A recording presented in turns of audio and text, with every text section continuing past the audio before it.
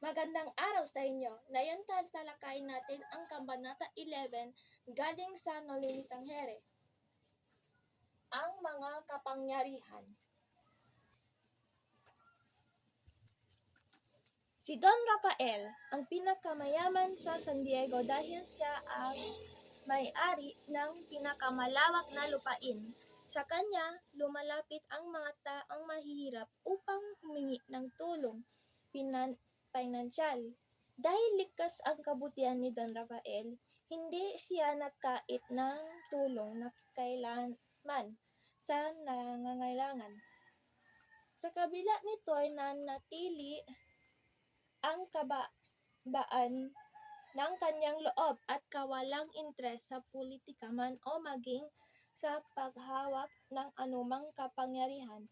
Higit siyang iginagalang ng mga mamayan sa San Diego kumpara sa mga taong makapangyarihan, ngunit sa kabila nito'y pinakawalang bahala rin siya. Si Kapitan Tiago ay nabibilang sa mga taong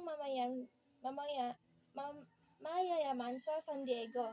Sa tuwing siya ay umuwi ng San Diego, nagpapasalubong siyang ng musiko sa kanyang pagdating o dilit kaya'y kusa na siyang sinasalubong ng mga taong may pagkakautang sa kanya. Ang mga taong nagpapalakas sa kanya ay panay ang pagbibigay ng regalo gaya ng prutas, baboy ramo o usa, at maging ang magilas na kabayo ay nahihingi niya ang walang hirapan. Sa kabila ng pag-aakala niyang isa siyang makapangyarihang tao ng San Diego, mababa ang pagtingin sa kanya ng taong bayan at lihim siyang tinatawag na sa Christian Tiago. Itinuturing lamang siyang makapangyarihan dahil sa pagiging malapit sa mga prayle at pagpapautang sa mga mahihirap. Kahit tinagurian siyang kapitan, hindi iyon ang dahilan upang isiping siyang ay makapangyarihang tao, sapagkat ang kapitan o ang Gobernadorcillo ay tunay na walang katumbas na kapangyarihan sa gobyerno, kundi tagatanggap ng utos mula sa itaas. Ang bayan ng San Diego ay maihahambing sa Roma pagdating sa paghawak ng kapangyarihan.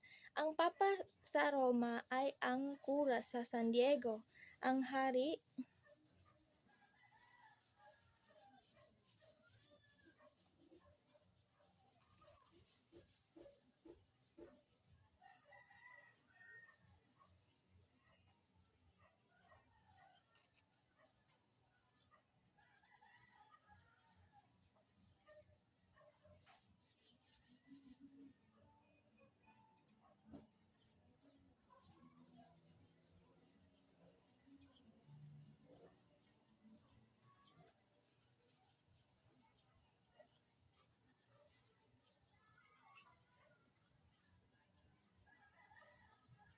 Ang bayan ng San Diego ay maihahambing sa Roma pagdating sa paghawak ng kapangyarihan.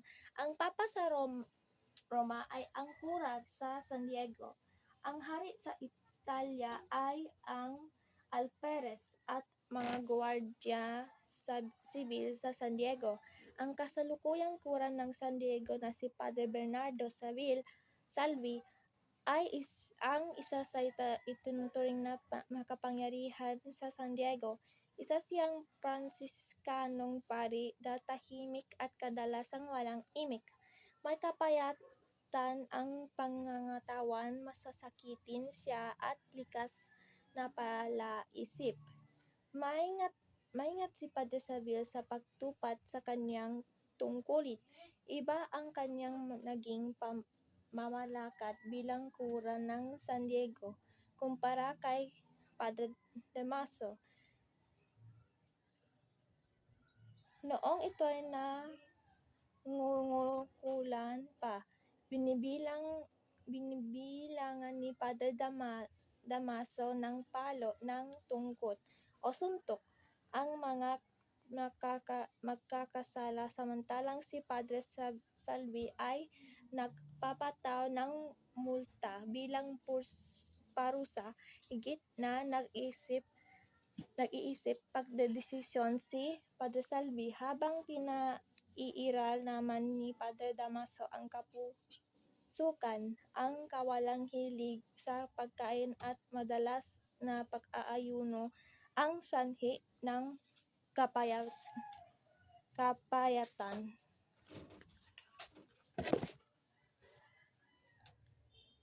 Ni Padre Salvi at si Padre Damaso ay maganang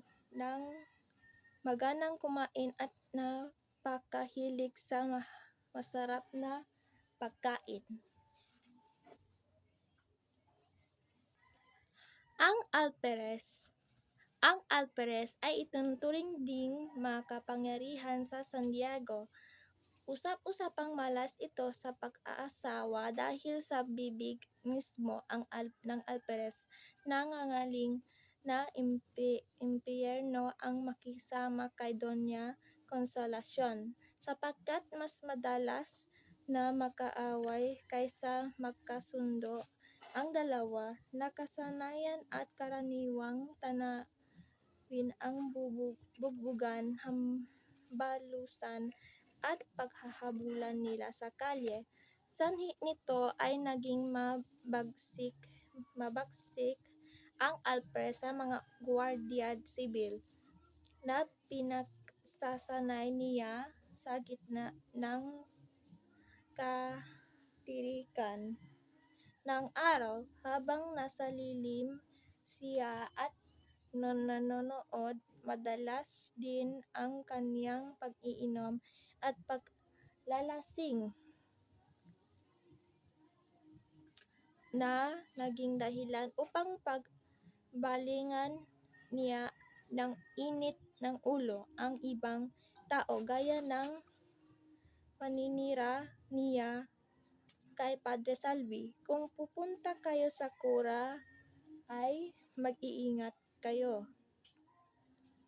lalo na kung magpapatimpla niya siya ng chocolate sa kanyang utusan. Minsan ay sabi niya sa kausap, "Bakit po, alferez? Nanlalason po ba ang kura?" Anang kausap. Kapag nag-utos siya sa utusan na magtimpla ng chocolate, ito'y nahulugan na malapot. Ngunit kung ang sasabihin niya ay chocolate, ang ibig sabihin nito'y malabnaw. Kung sa bagay hindi naman kayo nakakasigurong kayo'y aalukin ng chocolate ng pating kura. Nakakarating sa kura ang mga pinaninira at galit sa kanya ng alferez, at bilang ganti sa tuwing nagsisimba ang alferez ay pinapasara niya ang pinto ng simbahan sa utusan at ginawa niyang paghahaba-haba ang sermon sa pulpito. Inaantok ang lahat at tila sa labis na inis ay nauunang lumabas ang alferez. Kaawa-awa ang utusan ng pari dahil ito ang tumatanggap ng mga mura at hambalos ng alferez. Bukod pa sa pagpapalinis nito ng kwartel sa buong maghapon at sa buhay nito, sa kabila nito'y kapwa nagpapakita ng kabaitan sa isa't isa ang alferez at ang kura sa tuwing nagkakasalubong. Animoy tunay na magkakaibigan at kadalasang nagkakamay at nagyayakapan. Puno ng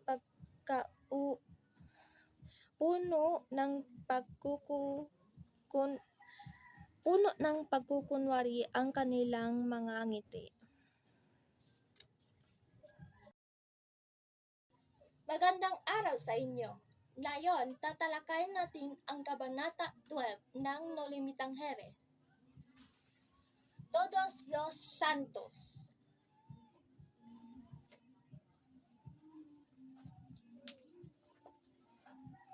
Kabanata 12, Todos los Santos, galing sa Nolimitang Here.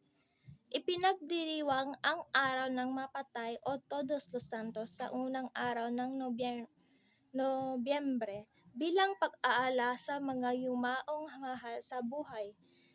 Matatagpuan sa kanluran ng San Diego ang sementeryo na nagbabakuran ng bato at kawayan. Hindi pa sementado ang daan patungo dito, kaya't matubig kung tag-ulan at maalikabok kung tag-araw. Malawak ang loob ng sementeryo at isang malaking krus na kahoy ang palatandaan sa pinakagitna ng libangan. Nakasulat ang INRI sa isang yero na nakapako sa pinakatuktok ng krus. Halos nayupi na ito at hindi na mabasa ang nakasulat dahil sa mga nagdaang bagyo. Isang buntot ng bungo at buto ang nasa may paanan ng krus na inilagay ng mga naghuhukay na sepulturero para sa mga bagong paglilibingan. Maraming mga gumagalang hayop tulad ng manok, bibe, baboy o kalabaw sa loob ng sementeryo, ngunit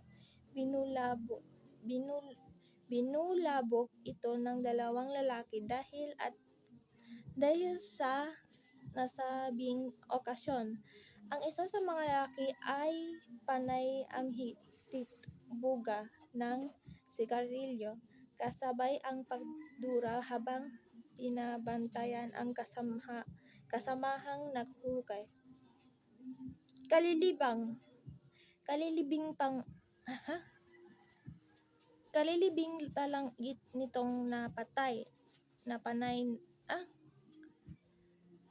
kalilibing pa lang nito'y hinuhukay natin, ayon sa sepulturero, na panay ang hitit-buga ng sigarilyo. Kaya naman pala ang baho ng amoy. Tila may dugo pa ata ang buto, kaya't grabe ang sangsang. May buhok pa ng tao, masusuka ako sa amoy, hindi ko matagalan. Para kang taga-tribunal sa Celan. Noon nga may bangkay na pinahukay sa akin na halos 20 araw pa lamang nalilibing. Ang lakas ng ulan noon at namatay pa ang 2 kong ilawan. Kwento ng sepulturerong panay ang paghuhukay. Nakakakilabot naman ang sinasabi mo. Natanggal ang pako ng takip at taul kaya't lumabas ang kalahati ng katawan ng bangkay. Saksakan ng baho ang bangkay at binuhat ko pa iyon sa gitna ng malakas na ulan. Hindi makapaniwala ang lalaking kinukwentuhan ng sepulturero. Bakit mo ginawa yon? Bakit mo hinukay ang bangkay? Sinong nag-utos sa iyo? Nakibit balikat ang sepulturero. Sino pa kundi ang kurang malaki? Anong ginawa mo sa bangkay? Para kang gwardiya sibil kung makatanong. Ang utos sa akin ng kurang malaki, ilibing ko sa libingan ng mga insik ang bangkay na hinukay ko. Hindi Hindi ko nagawa dahil malakas ang ulan saka malayo ang libingan ng mga inchik. Halos napupuno na ng tao ang sementeryo. Ang ilan ay dumaranas ng suliranin sa paghahanap ng libingan ng kanilang mga mahal sa buhay. Ang ilan ay nakikipag-agawan sa isang libing. Ang iba hindi na matagpuan ang libingan ng kamag-anak o kapamilya ay basta na lamang lumuluhod at nagdarasal patungkol sa mga kaluluwa ng kanilang mahal sa buhay. Ang mga Mainitso ay nagsisipagtirik ng kandila at nagdarasal. Malalim na ang nahukay ng sepulturero nang magpasyasiyang magsubo ng hitso at nga mula sa makabilot na papel. Pinanood niya ang mga taong dumadaksa sa loob ng sementeryo.